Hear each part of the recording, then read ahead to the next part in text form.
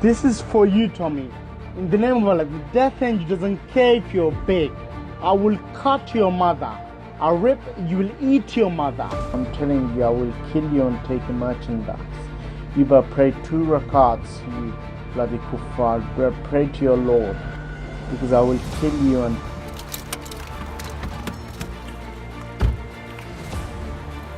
You're talking about killing my kids. How have I found you before the police have found you?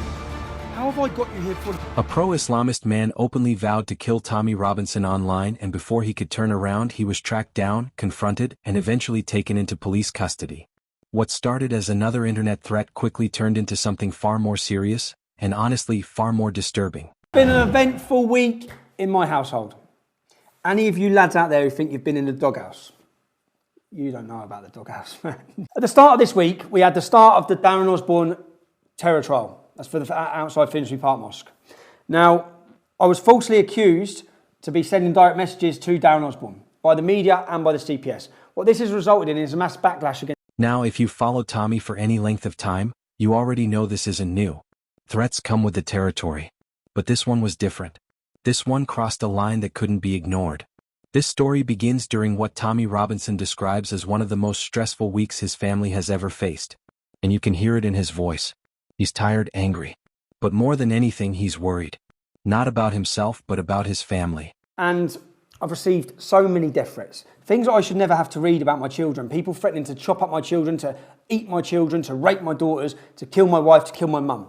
The messages were very unpleasant. Others were plain disturbing. And a few, in his view, crossed a line that made them impossible to ignore. What worried him most wasn't criticism aimed at him personally. It was the way his family was being mentioned. When messages stop being about ideas and start naming people who have nothing to do with public debate, everything changes. And one man in particular stood out. One of these threats this week was this guy. This is for you, Tommy. In the name of Allah, the death angel doesn't care if you're big. I will cut your mother. I'll rip, you will eat your mother. I'm telling you, I will kill you and take your merchandise. You better pray 2 rakats, you bloody kuffar. Better pray to your Lord, because I will kill you and take your merchandise. If it was me, you'd kill people because you're big. I will stab his tooth and snatch his soul, chew it, and his death will come with my hand. This person wasn't just leaving comments. He was sending repeated messages and videos, using intense language and framing everything in religious terms. The tone was emotional, erratic, and increasingly alarming. From Tommy's perspective, it no longer felt like online posturing. It felt unstable. At the same time, something else was happening that added to the tension. Lots of people have been trying to find out where I live. Lots of people want to kill me. I have family. Now, Ali Dawah, who's a Muslim YouTuber, has been going to the wrong address, highlighting the wrong property, saying it's mine. That's resulting in an innocent family being scared in their home and having to have police protection. Even after he realises that, still right now, he's putting out another wrong address, which is not my address, it's not where I live, another wrong door number, and banding it about. Now with that, with all of the death threats, with people threatening to kill my family, and now with innocent people's addresses being put online, I have a duty to try and stop all of this. So I made the decision. These addresses were being shared online by a well-known pro-Islamist commentator, with claims that they belonged to Tommy. They didn't. These were ordinary homes with ordinary families, suddenly pulled into a storm they never asked for. Police had to step in to reassure them. Even after mistakes were pointed out, more incorrect addresses appeared. At that point, Tommy says he felt a responsibility to act, not only for his own family but for the people who were being wrongly dragged into the situation. He contacted the police and handed over everything he had. Messages, videos, screenshots. He wanted to make sure the situation was handled properly and before anything escalated further. Because he's making videos, he's sending them to me, he's putting them online, he's talking about how Allah's instructed him. Do you want me to read you what he said? He's messaging me, normally if you're good I will still kill your mother, chop her, burn her, cook her. Your daughter, who's a piece of shit, slaughter her neck. She will... I will chop that fat little hairy cunt and cook her with her own saucepan. I'll make all of his stuff. Then he's making religious... It's all religiously motivated. So after a little wait, the police have arrived. And I thought it's best to try and do this the right way. I'm trying to do this all the right way. So let's sit down, talk to the police and see if they can do their job. He's then specifically saying he's going to kill my mum. There's other videos of him saying he's going to kill my mum. There's all these different videos. Now, my kids are at school, my wife's at school, my mum and dad are around. Yeah? He may look like an idiot, but it's these... Then came another unsettling moment, when a garage worker working on his car contacted him to say they'd found something attached underneath that didn't seem right. At this point, they seem to be taking everything seriously. When I mentioned to them about the tracker... And in my voicemails, I had a message from the owner of the garage saying, we've stopped working on your car because we've found something on your car that doesn't look like it should be on your car. He said it's stuck on the double-sided tape. Could it have been in here? Oh, there he goes. Oh, that's it. Hold on. Where was that? It was in here. In there. What's that? It was in here. It was in here. Police were called and the vehicle was examined. For Tommy, this added to a growing sense that things were moving far beyond online chatter. Despite all the fear and frustration, he makes an important point. They sent officers straight away to seize the car, forensics, and to seize the tracker. It looks like we're getting somewhere. I know there is a lot of other things going on behind the scenes that you're not even aware of right now, okay? So don't think that me just sitting here is the only person that's got any involvement with this. Okay, that's fine. Yeah, I've got inspectors, I've got sergeants all on this as well, I've got the Intelligence Bureau on it, etc, etc. So there's a lot of other things going on other than me just sitting here right now. Yeah? That's all on the look there, thank you. He believed the man sending the messages might be dealing with serious mental health issues. And he's clear about this. Mental illness doesn't excuse harmful behavior, but it does change how you understand risk.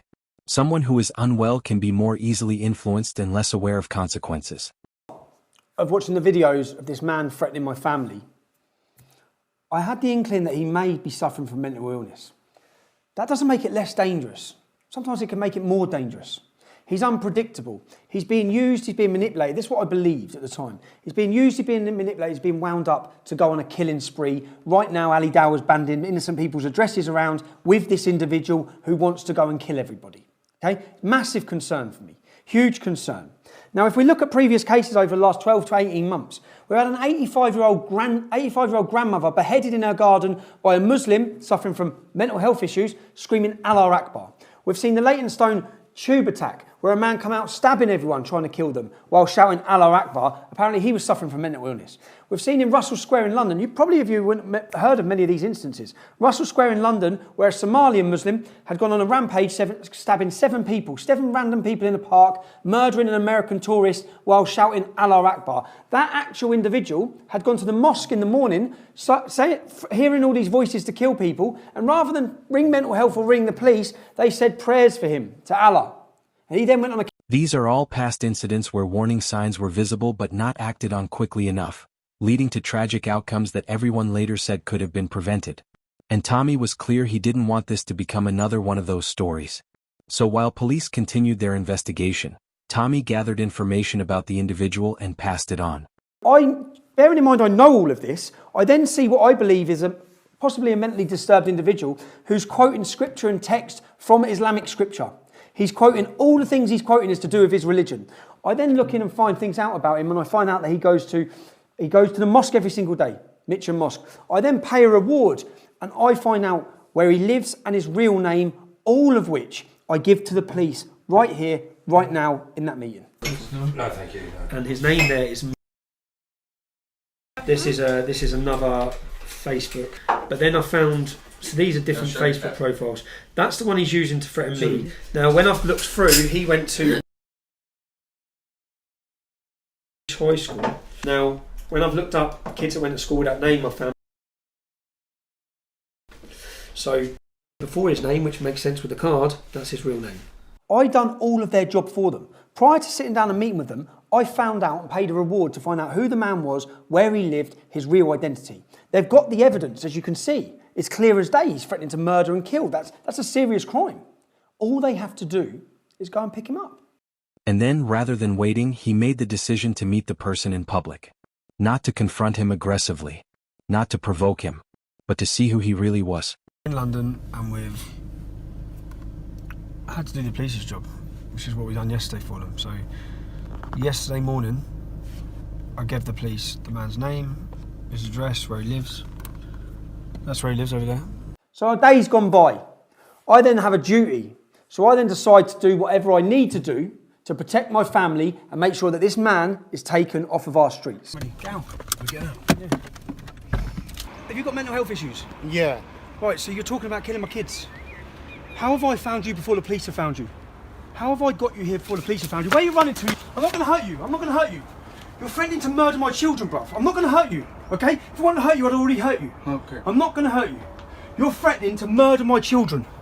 How do you think, bruv, if you've got mental health issues, you need help, bruv. If that's the case, if you're standing in front of me now, yeah?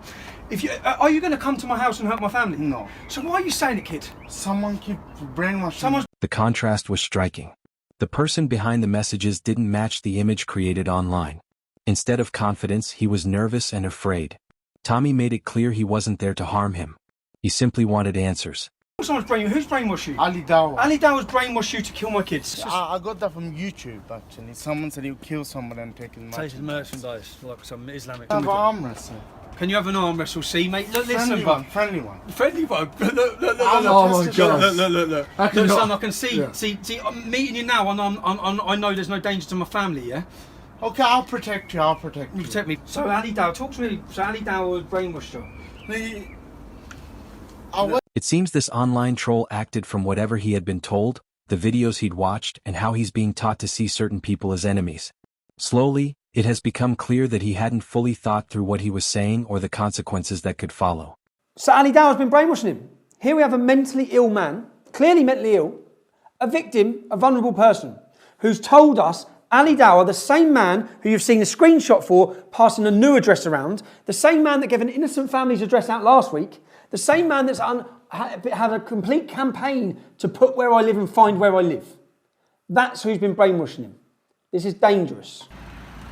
I mean, it looked like online hatred, but a closer examination reveals it's more like manipulation. A vulnerable person wound up by others, repeating words he didn't fully understand. You'll be okay, brother. Video arm wrestling match, me and you. Afterwards we will. We'll have an arm wrestling match afterwards. So yesterday morning I went to your officers. They told me they've got 4 different units on this. They've got cyber, they've got intel, they've got CID, they've got all these groups. They're all operating to make sure my family is safe. I've come to find him because I don't trust you. To protect my family. You've come to find him? I've come to find him. So I've waited outside his house. I've seen him come out for his first prayers, and I've come over to assess myself if he's a danger to my kids, because I've got, as I said, all the evidence is there. He's been making videos, putting videos online saying, I'm going to kill you, Tommy Robinson, I'm going to kill your wife, I'm going to kill your kids. And I can't believe that I'm standing here. I've had to come to London to find him, that no one's arrested him. And he doesn't need arresting, he needs sectioning. He's mentally unwell. 21, male conscious breathing. Your officer is what I would have thought by now after how profile this is. It's all been online, everyone's watching it, and how profile it is. I've come here and assessed him myself the minute he tried to run off, but the minute I've met him, I can see, look, he needs help.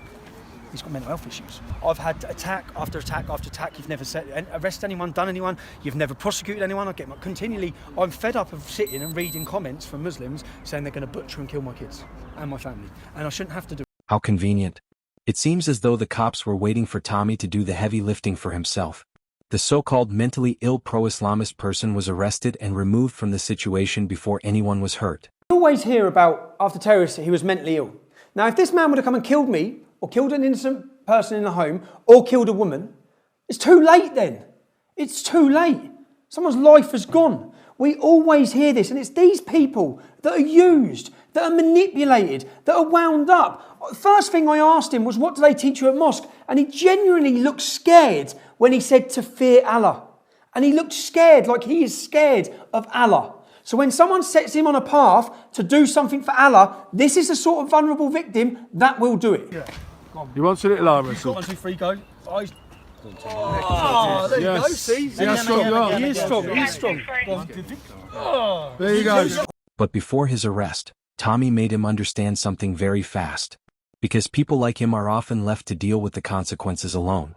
Once things go too far, the people who encourage them disappear while their lives are permanently changed. Nicky Riley had Asperger's and serious learning difficulties. He was radicalised and then handed a bomb to go and blow people up. Luckily, he blew himself up in a toilet. But this is exactly the same situation. This is why the government, counter-terrorism and the police should have been all over this to take this man off our streets. It's ended up with me, the person who is threatening to kill my children, getting him the help he needs. Now you can see the difference in what he's been told about me after his brainwashing by Ali Dawah, what he expected of me after all he's been sent to kill my family on a mission to kill us all, and the reality after I've met with him. Why does people show hatred in you? Because first I didn't know you, that's why I was doing it. Okay. When I knew you, you're a good person, you're not a bad person. No, it's all right, man. But you, as I said, just get the help you need, because you need help. You need medical help. So don't. And you see those sort of Ali Dowers, they're going to use you. Be nice to the all police these officers. Preachers, they're going to use you. You don't want to be used, yeah? Because they'll wind you up and make you do something like you do it, right? Sam. We've got an ambulance coming down. An ambulance is coming, yeah? I think everyone knows what would happen if a non-Muslim had said any of these things. Completely different situation. I completely feel, and you can probably rewind to this once it happens, that the police and the government are allowing me to be targeted and eventually be killed. That encounter wasn't just about one man or one online troll.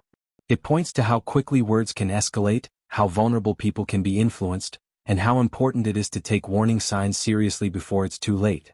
Thankfully, this time, intervention came before tragedy. Tommy let all his emotions out during a recent interview with one of Britain's finest journalists. And she said, "This is my first Tommy-Robinson event." How was it to see your mum in the front row there? I'm emotional already. It was, yeah, not too much. God, look at me. You're right, I'm an emotional man, aren't I? Joe, my emotions are so up and down as well. They fly everywhere. It was great for my mum to see, and it was great for my children. My children's first one was the 27th of July. Remember, my children have seen a lot and heard a lot and hear a lot of negative stuff about their dad. So then when they actually, for the first time, got to see what I do, it was obviously, I looked at their faces, they were just standing there, like, looking at the crowd, like, and watching it and listening. And I think for my mum as well, I looked at my mum and she had a big smile on her face. I'd say she was very proud. And I've put her through some hell. I've put her through some hell. So imagine the worry I've given my mum. Do you know, I'm a father. I've got 3 kids. God, if my kids give me any one bit of the worry that I've put her through, and you want to take everything away from your children, don't you? You'd take every bit of pain, every bit of suffering. So I think my mum's had to see a lot and experience a lot. And I asked her, I said, "How does it feel seeing him? Are you proud?" I mean, the thing is, she must be very proud. Yeah. And well, go on. Listen, let me humor. Stop swearing. It seems the police are not doing enough to protect people like Tommy who are ready to give everything to set Britain on the right path again. It's like she watches all her videos. And I got one yesterday. Will you stop swearing? Found this by accident. It's a great interview. She's obviously watching all my interviews. Look. This is you at your best. So your mum must worry about you a lot. Yeah, my mum worries about me a lot, and I put her through a lot of worry, haven't I? I've been in some bad places, some dark places. Not even outside of all the politics, I probably put her through a hell of a lot of worry. I remember when I started the English Defence League, I started my activism 2009.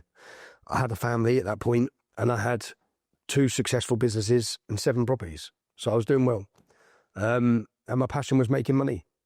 And then then we had the Soldiers' Homecoming. Just many people will know the history of what started it, but the soldiers were attacked in Luton.